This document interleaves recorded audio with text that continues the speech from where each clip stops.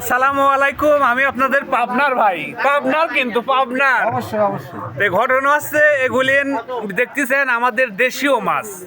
এর মধ্যে দেখা যাচ্ছে বায়েম মাছ, এই যে বাজি ট্যাংরা দেখছেন, বড় ট্যাংরা। বাজি ট্যাংরা বা বড় ট্যাংরা আছে, এই যে বালি মাছ, বড় বালি, মাঝারি বালি, সব দেশি মাছ। টাকি মাছ, এ বাবা টাকি মাছ আছে, জিএল মাছ আছে, একটা ফলি মাছ পাওয়া গেছে, আবার পুঁটি মাছ আছে।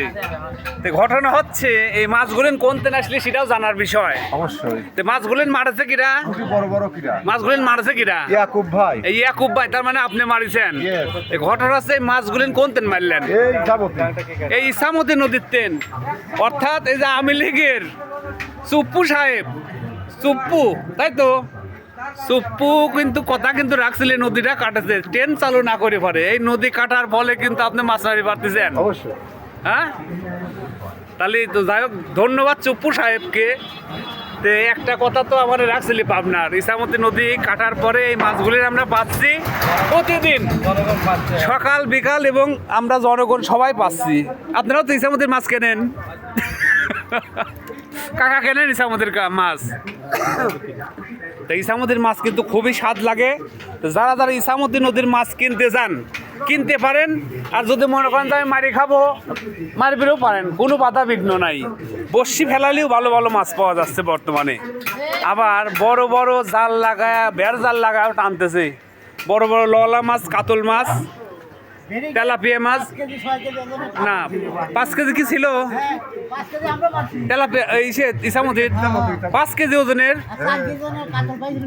এই ইসামতিতে। এই কি হরিস তো? তাহলে এটা বিক্রি নাই। ইসামতি নদীর যে পরিমাণ পানি, আমার তো মনে হয় যে শুকবি বলে আর মনে হয় না।